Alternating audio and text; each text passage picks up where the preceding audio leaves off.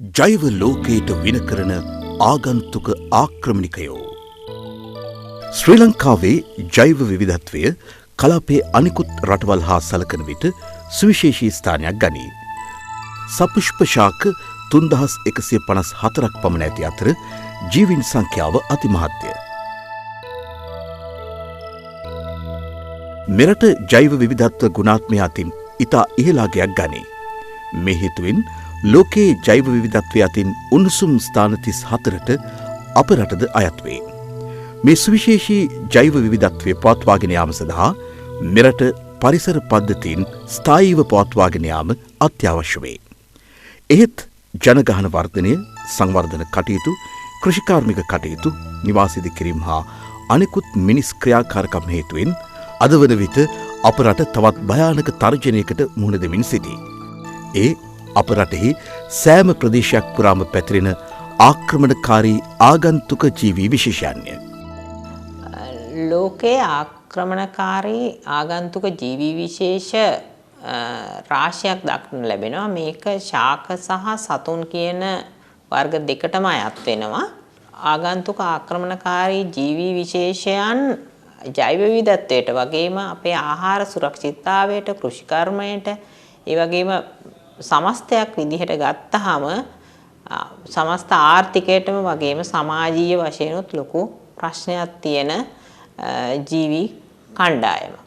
මේ හේතුව නිසා තමයි අපි ආගන්තුක ජීවි විශේෂයන් පාලනය කිරීම සඳහා සහ ඒවා කළමනාකරණය කිරීම සඳහා ක්‍රියාමාර්ගයන් ගනිමින් පවතින්නේ. ජෛව විවිධත්ව සම්මුතියට අත්සන් කරන ලද රටක් ශ්‍රී ලංකාව. මේ ජෛව විවිධත්ව සම්මුතියේ යටතේ විශේෂයෙන්ම පැවතෙනවා මේ ආක්‍රමණකාරී ආගන්තුක ජීවි විශේෂයන් අපි කළමනාකරණය කළ යුතුයි කියලා. 2011-2020 සඳහා සකස් කරන ලද ජෛව විවිධත්ව සම්මුතියේ ආයිචි ඉලක්කයන්, මේ ඉලක්කයන් වල අපි ජෛව විවිධත්වය සංරක්ෂණය සඳහා අපි ළඟා විය යුතු ඉලක්කයන් තමයි මෙතෙන්දි පෙන්වන්නේ. මේ ඉලක්කයන් වල 9 වෙනි ඉලක්කය විදිහට අපිට ලබා දීලා තියෙනවා මේ ආගන්තුක ආක්‍රමණකාරී ජීවි විශේෂයන් හඳුනාගත යුතුයි. ඒ වගේම ඒවා ප්‍රමුඛතා ලැයිස්තුගත කළ යුතුයි. ඒ වගේම ඒවා කළමනාකරණය සඳහා අපි 2020 වන විට ක්‍රියාමාර්ග ගත යුතුයි කියලා. පරිසර පද්ධතියක් ගත්තම පරිසර පද්ධතිය වල අපි දකිනවා ප්‍රධාන වශයෙන්ම ශාක සහ සතුන්. මේ ශාක සහ සතුන් පරිසර පද්ධතියේ කිසියම් අන්තර් සම්බන්ධතා ඇති කරගෙන තමයි ජීවත් වෙන්නේ. ඒ ශාක සහයෝගීතාවයකින් එහෙම නැත්නම් අන්තර් සබඳියාවන් තුලින් ඒ පරිසර පද්ධතියේ සමතුලිතව තබා ගන්නවා. සමහර වෙලාවට මේ සමහර ශාක අපි දකිනවා කිසිම පාලනයකින් තොරව ශීඝ්‍රව පැතිරලා සමහර වෙලාවට වෙනත් ශාක විස්ථාපනය කරන අවස්ථා. ඒකට හේතුව ඒ ශාක පාලනය කරන්න පාලන සාධක නැතිකම. බොහෝ විට මෙවැනි ශාක එන්නේ වෙනත් පරිසර පද්ධතියක ඉඳලා. සමහරලාට ආගන්තුක පරිසර පද්ධතියක ඉඳලා. ආක්‍රමණික ආගන්තුක ශාක විශේෂ එහෙම නැත්නම් අපි ඉංග්‍රීසියෙන් කියනවා invasive alien species කියලා. මේ වගේ ආක්‍රමණික ජීවි විශේෂ නිසා ආර්ථිකයටත් විශාල හානියක් වෙනවා. ඇමරිකා එක්සත් ජනපදයේ අවුරුද්දකට වියදම් කරනවා එහෙම නැත්නම් වැය වෙනවා ඩොලර් බිලියන 170කට ආසන්න ප්‍රමාණයක් ආගන්තුක ආක්‍රමණික ශාක එහෙම නැත්නම් ආක්‍රමණික ආගන්තුක ශාක විනාශ කිරීමට එහෙම නැත්නම් ඒ වගේම වෙන හානිය නිසා. මේ ඇත්තටම ශ්‍රී ලංකාවේ මුළු වියදම ගත්තම එන්නේ ඩොලර් බිලියන 15ක් විතර වගේ. ඒ ශ්‍රී ලංකාවේ මුළු වියදම වගේ 10 ගුණයක් වගේ ඇමරිකා එක්සත් ජනපදයේ වැය කරනවා ආක්‍රමණික ආගන්තුක ශාක වල. ඉතින් ඒක අපිට හිතා ගන්න පුළුවන් කොයිතරම් ආර්ථික අලාභයක් එහෙම නැත්නම් ආර්ථික අවාසියක් වෙනවද කියලා මෙවැනි සත්ව සහ ශාක විශේෂ වලින්.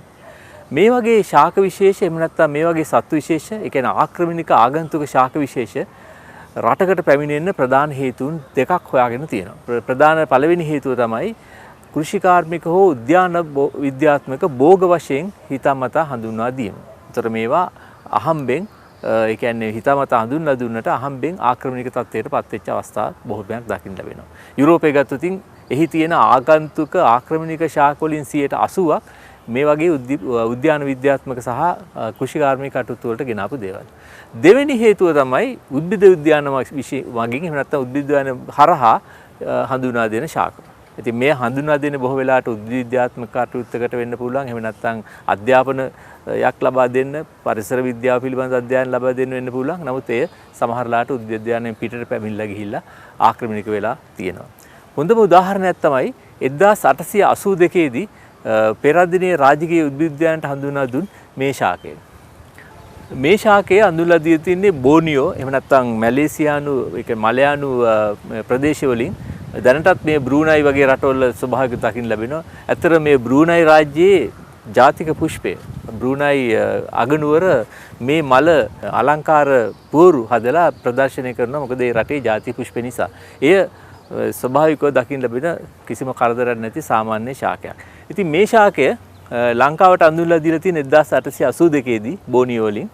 නමුත් දැන් මෙය රත්නපුර දිස්ත්‍රික්කයේ කළුතර ප්‍රදේශයේ අවිස්සාවේල්ල ඒ තෙත් කලාපීය හුඟක් පරිසර පද්ධති වල ඉතාමත් දැඩි ලෙස ආක්‍රමණික තත්ත්වයක් උදා කරගෙන තියෙනවා. ඉතින් මේ වගේ ශාක හඳුන්ලා දෙන්නේ වෙනත් පරමාර්ථයකට. එහෙම නැත්නම් මේ ආක්‍රමණය කිරීම සඳහා නෙවෙයි. නමුත් අහම්බෙන් ඒ ආක්‍රමණික වෙච්ච අවස්ථා තියෙනවා. අපේ රටේ ආක්‍රමණික ආගන්තුක ශාක විශේෂ 30ක් පමණ හඳුනාගෙන තියෙනවා. ආක්‍රමණකාරී ජීවීන් අතීතයේ සිට විවිධ ක්‍රම මගින් ශ්‍රී ලංකාවට පැමිණ රටපුරා ව්‍යාප්ත වෙමින් සිටී. සමහර ජීවී විශේෂ අප නොදැනුවත්ව රටට පැමිණ ඇති අතර තවත් විශේෂ විවිධ අවශ්‍යතා සඳහා රැගෙනෙන ලදුව ආක්‍රමණකාරී තත්ත්වයන්ට පත්වී ඇත.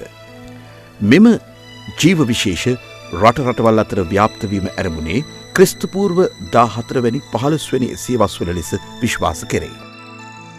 රටවල් අතර මුහුදු සහ ගුවන් ප්‍රවාහන සේවා දියුණු වීම, නිදහස් ආර්ථික ප්‍රතිපත්ති, සංචාරක කටයුතු ව්‍යාප්ත වීම, විසිතුරු ශාක සහ සත්ව වෙළඳාම, ජෛව සොරකම් ආදිය ආක්‍රමණකාරී ආගන්තුක ජීව විශේෂ ලොව පුරා ව්‍යාප්ත වීමට බලපා ඇති ප්‍රධාන හේතු වේ.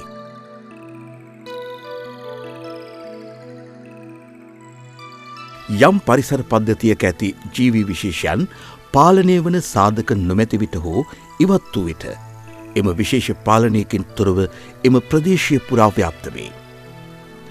අප රටට හඳුන්වා දී ඇති සියලුම ආගන්තුක ජීවී විශේෂ ආක්‍රමණකාරී නොවේ. අද වන විට අප රට පුරා ව්‍යාප්ත වී ඇති ආක්‍රමණකාරී ආගන්තුක ශාක විශාල සංඛ්‍යාවක් ඇතත් ඒවායේ ආක්‍රමණකාරී බව සලකා ප්‍රමුඛත්වය අනුව ලේඛනගත කර ඇත. මේවා අතරින් කලපු අන්දර, ජපන් ජබර, ලන්තානා, යෝධ නිදිකුම්බා, ගිනිතන, රිලාතන, කටුපතොක්, සැල්වීනියා, පර සහ කටකළු බෝවිටියා වේ. වාරිමාර්ග පද්ධතිවල ධාරිතාව අඩු වූ විට ජලමාර්ග අවහිරවීම, කෘෂිකාර්මික වගාවන් සමග ආලෝකය, ජලය හා පාංශු පෝෂක සඳහා තරඟකාරීත්වයක් ඇතිවීම ආක්‍රමණකාරී පැලෑටිවලින් සිදුවන ප්‍රධාන හානි වේ.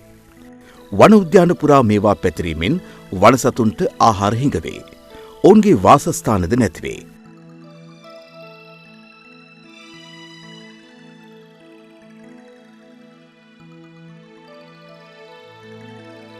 ශ්‍රී ලංකාවේ ජලද පරිසර පද්ධතිවල ආක්‍රමණශීලී ලෙස දක්නට ලැබෙන සතුන් ගැන කතා කරනකොට විශේෂයෙන්ම අපිට මත්ස්‍යයන් ගැන කතා කරන්න සිද්ධ වෙනවා. දැනට ගැටලුවක්ව පවතින බොහෝමයත්ම ජලද සතුන් අතර මත්ස්‍යයන් විශේෂ ස්ථානයක් ගන්නවා. 2004 වසර වන විට ශ්‍රී ලංකාවේ මහනුවර දිස්ත්‍රික්කයේ පිඟා ඔය පොල්ගොල්ල ජලාශය ආශ්‍රිතව හමු වන කවුරුත් හඳුනන ටැංකි පිසින්නා, එහෙම නැත්නම් වීදුරු පිසින්නා, ටැංකි සුද්දායන මාළුවෙන් හඳුන්වන ලබන මත්ස්‍ය විශේෂය ආක්‍රමණශීලී ජලජ සත්ත්ව විශේෂ අතරින් ප්‍රමුඛ ස්ථානයක් ගන්නවා. මන්ද මේ සත්ත්ව විශේෂය ලංකාවේ රක්ෂිත පරිසර පද්ධති මෙන්ම ඇලදොල, ගංගා, වැව්, ජලාශ ආශ්‍රිතව විශාල වශයෙන් ව්‍යාප්ත වී පවතිනවා. මේ ව්‍යාප්ත වීම නිසා මෙම සතුන්ගේ ගහන ඝනත්වය අධික වීම නිසා අභ්‍යන්තර දීවර කර්මයන්තයට විශාල බලපෑමක් එල්ල වෙලා තියෙනවා. එමෙන්ම 1994 වසර වන විට ලංකාවේ කොළඹ ආශ්‍රිතව පවතින දියවන්නා ඔය සහ බොල්ගොඩ මොරටුව බොල්ගොඩ ලේක් ආශ්‍රිතව තියෙන ජලාශවල හමු වුණු මන්නාව එමත් නැත්නම් මිනිස්සු පොදුවේ සලකන ඩොට් මාළුවා දෙවෙනුවට ආක්‍රමණශීලී තත්ත්වය එහෙම නැත්නම් ඒගොල්ලන්ගේ තියෙන විනාශකාරී තත්ත්වය ප්‍රබල මත්ස්‍ය විශේෂයක් විදිහට හඳුනා ගන්න පුළුවන්. මේ බොහොමයක් මත්ස්‍ය විශේෂ අපේ ජලජ පරිසර පද්ධති වලට ව්‍යාප්ත වීම ප්‍රධාන වශයෙන් සිදු වෙලා තියෙන විසුරු මත්ස්‍ය කර්මාන්තය නිසා. විසුරු මත්ස්‍ය කර්මාන්තයේදී අපි ගෙවල් වල ඇති කරන්න ගන්න සුරතල් සතුන් ප්‍රමාණයෙන් විශාල වෙනකොට අපිට නඩත්තු කිරීමේ හැකියාවෙන් අඩු වෙනකොට අපි ළඟම සිටින ඇලට දොරට මුදා හැරීම විශේෂයෙන්ම මේ මත්ස්‍යුන් බාහිර පරිසරයේ මුදා හැරීම එම නැත්නම් සභාග පරිසරයේ ගහන ඝනත්වයේ වැඩි වීමට ප්‍රධාන හේතුවක් වෙනවා. ආක්‍රමණකාරී ආගන්තුක සත්ව විශේෂ 30ක්ද ඒවායේ ආක්‍රමණකාරීත්වය අනුව හඳුනාගෙන ලේඛනගත කර ඇත.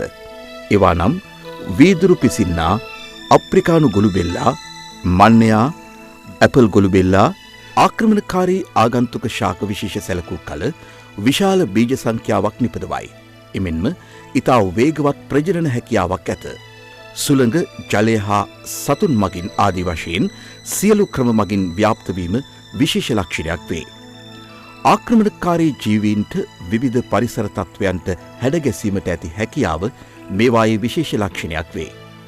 ඉතා කටුක පරිසර තත්ත්වයක් යටතේ මේ විශේෂවලට වැඩීමට හැකිය. ආක්‍රමණකාරී ආගන්තුක සතුන්ගේද මේ ගති ලක්ෂණ බෙහෙවින් පිහිටයි. ආක්‍රමණකාරී ජීවීන් මර්ධනය හා පාලනය සඳහා පුළුල් ඒකාබද්ධ ක්‍රියාමාර්ගයක් අනුගමනය කළ යුතු වේ. ප්‍රථමයෙන්ම ශ්‍රී ලංකාවට මෙම විශේෂ ඇතුල්වීම වැළැක්වීම සඳහා විධිවිධාන යෙදිය යුතු වේ. එමෙන්ම රට තුළ ව්‍යාප්ත වීම වැළැක්වීම සඳහා අවශ්‍ය පියවර ගත යුතු වේ.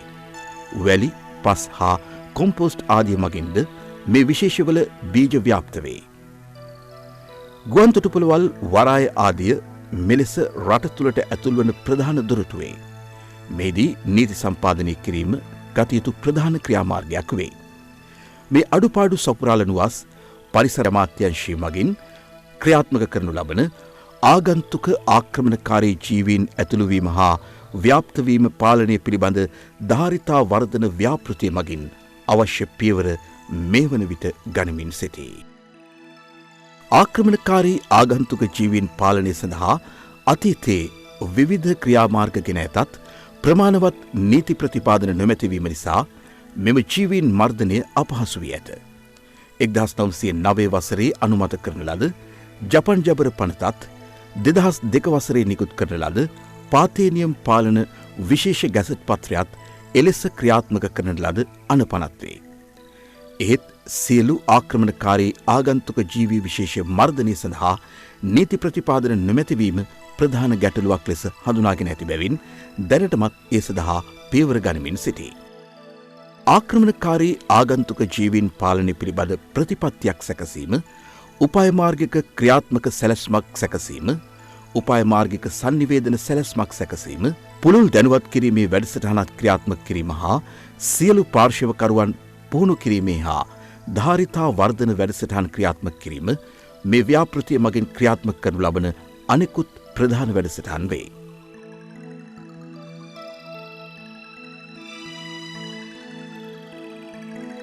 අවදානම මැනීම මගින් අපි කොහොමද මේ සතුන් කාණ්ඩ වඩා විභාවයක් තියෙන සතුන් කවුද නැත්නම් තහනම් කළ යුතු සතුන් කවුද කියන එක හඳුනාගෙන තියෙනවා.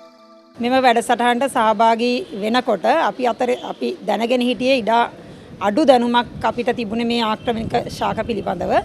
දැන් අද අපි සෑහෙන්න දැනුවත් වුණා මේ පරිසරයේ තියෙන බොහෝ ශාක මේ වෙනකොට ආක්‍රමණික ශාක බවට පත් වෙලා තියෙනවා කියලා.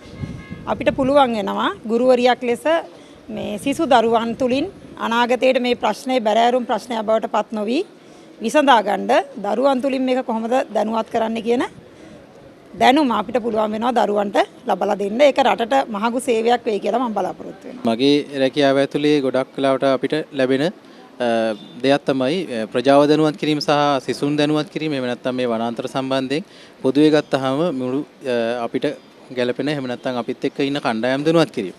ඉතින් මේක යටතේදී අතරම ආක්‍රමණශීලී විශේෂ කියන පාඩම එහෙම නැත්නම් මේ තියෙන අපි ඉගෙනගත්තු මෙන්න මේ වැඩසටහන ඇතුලේ බොහොමයක් දේවල් තිබ්බා. මේ වෙනකනුත් අපි යම් දේවල් දැනගෙන හිටියත් ඒකේ වැඩි සංවාදනයක් කරගන්න ලොකු අවස්ථාවක් විදිහයි මම දැක්කේ මේ අද පැවතිච්ච ආක්‍රමණශීලී විශේෂ සම්බන්ධයෙන් මේ දැනුවත් කිරීමේ වැඩමුළුවේදී. ඉතින් මේකෙන් අපිට ගන්න පුළුවන් ලොකුම දේ තමයි ප්‍රජාව එහෙම නැත්නම් මේ ඉන්න දරුවෝ මේ හැමදෙනාම දැනුවත් කරලා අපිට ගෙනියන්න පුළුවන් නම් මේ ආක්‍රමණශීලී විශේෂ පිළිබඳව ඒගොල්ලන්ට දැනුවත් කිරීමක් මේක පරිසරයෙන් ඉවත් කිරීම හෝ එහෙම නැත්නම් කළමනාකරණය කිරීම සම්බන්ධයෙන් අපිට ලොකු වැඩක් කරන්න පුළුවන් වෙයි. එහෙම නැත්නම් පරිසරය ඇතුලේ මේ තියෙන දේ කළමනාකරණය කරගන්න පුළුවන් කියලා මම විශ්වාස කරනවා. අද අපි මේ ඇවිල්ලා ඉන්නේ තලවතුගොඩ පිහිටලා තියෙන ඉඩම්ගොඩ කිරීමේ සංස්ථාව විසින් ඉදිකරමින් පවතින ජෛව විවිධත්ව අධ්‍යයන උද්‍යානයට. මේ උද්‍යානය සෑදීමේදී අපිට ඇත්තටම ඇති වෙලා තියෙන ප්‍රධානම ප්‍රශ්නයක් තමයි මේ ආක්‍රමණශීලී ශාක සහ සතුන්. විශේෂයෙන්ම ආක්‍රමණශීලී ශාක. මෙහිදී ආක්‍රමණශීලී ශාක විශාල වශයෙන් කීපයක්ම පවතිනවා. එකක් තමයි වෙල්ලාත්තා, දියපර, ඊළඟට යෝධ නිදිකුම්බා, ජපන් ජබර, හයිඩ්‍රිල්ලා වගේ ශාක. ඉතින් මේ ශාක විශාල වශයෙන්ම තෙත්බිමේ ස්වභාවික ආකාරය වෙනස් කරන නිසා අපි නිරන්තරයෙන්ම මේ ශාක ඉවත් කිරීමේ ක්‍රියාවලියක නිරත වෙලා ඉන්නවා. විශේෂයෙන්ම ගත්තොත් වෙල්ලාත තමයි අපිට ඇති වෙලා තියෙන ප්‍රධානම ප්‍රශ්නය. වෙල්ලාත ඉවත් කරන්න අපි භාවිතා කරන්නේ වතුරේ ඉඳන් ශාකයේ වටා චේන් එකක් දාලා ඒක මුළුමනින්ම ශාකයේ උදුරා ඉදිරීමක් තමයි සිදු කරන්නේ. මේකෙදි වෙන්නේ මේම ක්‍රමයක් අපි භාවිතා කරන්න හේතුව තමයි මොකක් හරි විශාල යන්ත්‍රයක් අපි ගොඩබිමට දැම්මොත් අනෙකුත් වටේ තියෙන ශාකවලට සිදුවන හානිය අවම කිරීමත් ශාකයේ මුළුමනින්ම උදුරා දැමීමටත්. ඊළඟට මේ වෙල්ලාත්ත උදුරා දැමන ස්ථානවල අපි ඒ ස්ථානවල වෙනත් වගුරු බිම් ආශ්‍රිතව ස්වභාවිකව වැවෙන මී කුඹුක් කදුරු ඊළඟට බෙලිපට්ටා වගේ ශාක හඳුන්වා දීමක් සිද්ධ කරනවා. ඔයගලන්ට මේ අවටින් පේන්නේ අපි ඒ ශාක රෝපණය කිරීමට අපිට තියෙනවා වෙනමම ප්ලාන්ට් නර්සරි එකක්. ඒකෙදි අපි විශාල වශයෙන් මී සහ කදුරු කියන ශාක තමයි රෝපණය කිරීම සිද්ධ කරන්නේ.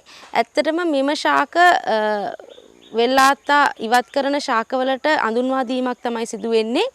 වෙල්ලාත්තා අපි ඉවත් කරත් මේක නිරන්තරයෙන්ම අලුතින් හට ගන්නවා. ඒක නිසා අපි කරන්නේ මාසයකට අවම වශයෙන් සති 3කට සැරයක්වත් මුළු උද්‍යානයේම තියෙන වෙල්ලාත්තා ඉවත් කිරීමක් සිදු වෙමින් පවතිනවා. ඊළඟට වෙල්ලාත්ත ඉවත් කරන වෙල්ලාත්තවල තියෙන කොටස් සෑම කොටසක්ම අපි යම්කිසි ප්‍රයෝජනයක් සඳහා යොදා ගන්නවා. උදාහරණයක් වශයෙන් ඔයගලන්ට මේ පස්සකින් පේන කොම්පෝස්ට් නිෂ්පාදනයට යොදා ගන්නවා. වෙල්ලාත්ත කොළ වගේ සහ ඒ කොම්පෝස්ට් ඒ ෆයිල් එක හදන්න අපි ඉවත් කරන වෙල්ලාත්තා දඬු වගේ දේවල් යොදා ගන්නවා. ඊළඟට ශාක රෝපණය කිරීමේදී ආධාරක වශයෙන් වෙල්ලාත්ත දඬු යොදා ගැනීමක් සිද්ධ කරනවා. ඊළඟට ඉවත් කරන ජපන් ජපරත් විශාල වශයෙන් අපි යොදාගන්නේ මේ කොම්පෝස්ට් නිෂ්පාදනය සඳහා. අප රට ජෛව විවිධත්වය, පරිසරය, කෘෂිකර්මය, වාරිමාර්ග පද්ධති මෙන්ම ආර්ථිකයට බලපාන දැඩි ව්‍යසනයක් වී ඇති. මෙම තර්ජනය මුළු රටවැසි ජනතාවගේ සහාය ලැබෙන්නේ නම් මර්ධනය හා පාලනය කිරීම සාර්ථකව කළ හැකි වනු ඇත.